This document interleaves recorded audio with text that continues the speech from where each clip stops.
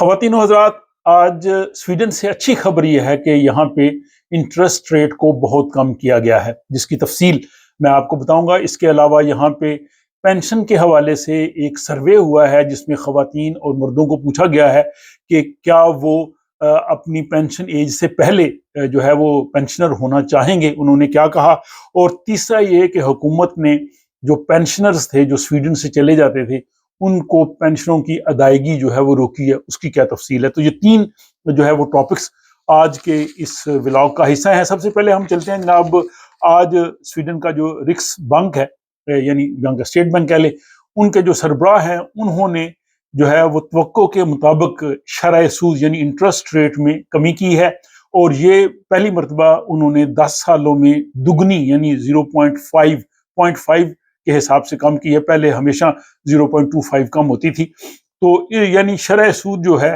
وہ اس وقت 3.25 ہے، اس سے جو ہے یہ 2.75 پہ آ گئی ہے، تو یہ کافی کم ہوئی ہے۔ اس سے وہ کہتے ہیں جی کہ معیشت پر جو ہے وہ مثبت اثر پڑے گا، اور اس کے علاوہ جو ہے وہ لوگ زیادہ بہتر خریداری کر سکیں گے۔ اور ساتھ ہی انہوں نے یہ کہا ہے کہ اس سال دسمبر میں اور اگلے سال کے شروع میں پھر وہ شرح سود کم کریں گے۔ تو اگر اس طرح سے یہ کم ہوتی گئی تو اس کا مطلب یہ ہے کہ اگلے سال کی جو پہلی سرمائی ہے اس کے بعد یہ تقریباً 2% کے قریب ہو جائے گی، 2% آ جائے گی۔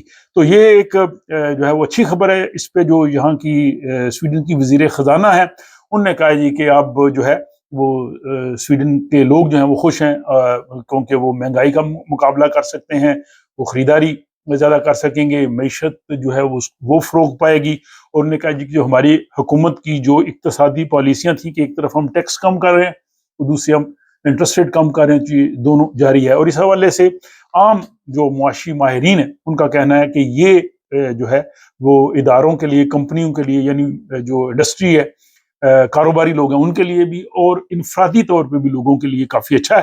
اس سے یہ ہے کہ بینکوں سے قرض لینا بھی آسان ہو جائے گا، اور جن لوگوں نے آلریڈی قرض لیا ہوا ہے ان کو جو ہے وہ کم انٹرسٹ دینا پڑے گا، تو ان کو سب فائدہ ہے۔ لیکن کچھ جو ہے وہ معاشی ماہرین کا یہ کہنا بھی ہے کہ اس سے جو ہے افراط زر یعنی انفلیشن بڑھ سکتا ہے۔ تو یہ تھی جناب سویڈن میں شرح سود انٹرسٹ ریٹ کم ہونے کے حوالے سے خبر۔ دوسرا ٹاپک آج کا کہ یہاں کی ایک ٹریڈ یونین ہے TCO، جو کہ آفس میں جو عمومی لوگ پہ کام کرتے ہیں، شنسمن وغیرہ، ان کے حوالے سے وہ لوگ ان کے ممبرز ہوتے ہیں۔ انہوں نے اپنے ممبرز سے پوچھا ہے جو 50 سال سے زیادہ عمر کے تھے کہ کیا آپ جو ہے وہ کب ریٹائر ہونا چاہیں گے، اور کیا آپ ریٹائرمنٹ کی عمر سے پہلے ریٹائر ہونا چاہیں گے۔ تو اس میں مردوں سے زیادہ جو خواتین ہیں انہوں نے کہا ہے کہ ہم پہلے ریٹائر ہونا چاہیں گے۔ انہوں نے کہا جی کہ اس میں ایک ظاہر صحت کی وجہ اور جو ماحول ہے جاب کا وہ بہت امپورٹنٹ ہے۔ اس وقت سویڈن میں جو ریٹائرمنٹ ایج ہے وہ 66 ہے، 66 سال پہ آپ پینشن لے سکتے ہیں، لیکن حکومت اس کو 67 کرنا چاہ رہی ہے، 67 کرنا چاہتی ہے۔ اور اگر آپ کام مزید کرنا چاہیں تو آپ 69 تک کام کر سکتے ہیں۔ اور آپ من پینشن ایک ویب سائٹ ہے، اس پہ آپ چیک بھی کر سکتے ہیں کہ آپ کی کتنی پینشن بنے گی۔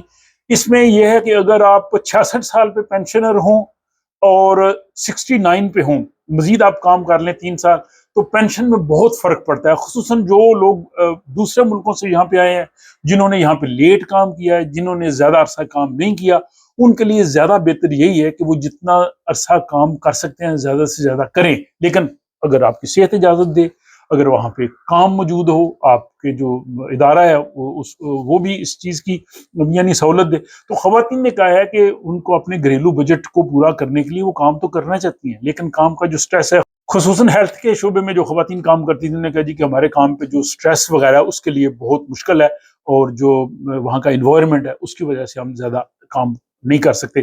تو یہ تھا جناب پینشنز کے حوالے سے جو ہے وہ یہاں پہ ہونے والا سروے۔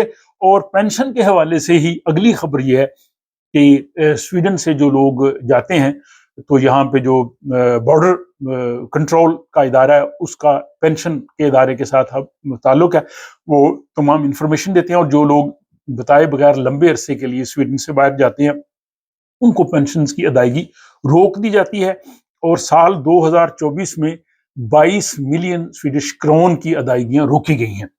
تو اس میں یہ ہے کہ آپ स्वीडन से बाहर जा सकते हैं, आप पेंशन भी ले सकते हैं, लेकिन कुछ पेंशन का हिस्सा ऐसा है कि वो आपको तब मिलेगा जब आप स्वीडन में रहेंगे। जैसे जिन लोगों की कम आमदनी होती है उनको गारंटी पेंशन मिलती है, गारंटी पेंशन तब मिलेगी आप स्वीडन में रहते होंगे। या इसी तरह जिन लोगों की कम पेंशन होती है उनको साथ अजाफी जो है वो रकम मिलती है, और वो इस तरह की जो चीज़ें होती हैं वो तब मिलती हैं अगर आप स्वीडन में हों।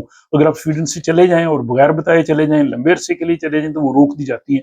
तो इसलिए जो है वो पेंशन का जो इदारा है, हुकूमती इदारा, वो स्ट्रिक्ट कंट्रोल कर रहा है बॉर्डर कंट्रोल के साथ, और उन लोगों का रिकॉर्ड रखा जाता है कि जो स्वीडन से जाते हैं। और इस तरह उन्होंने कहा जी कि 22 मिलियन करोड़ जो है वो हमने बचाए हैं 2024 में। तो ये था जनाब आज का व्लॉग इन 3 मौज़ूआत के हवाले से। इस हवाले से आप क्या कहना चाहेंगे? आपकी राय का हमेशा की तरह इंतजार रहेगा, और अगर आप समझते हैं कि ये दूसरों के लिए भी फायदेमंद है तो आप उनके साथ शेयर कर सकते हैं। और मुझे इजाज़त दीजिए, अगले व्लॉग में आपसे मुलाकात होगी।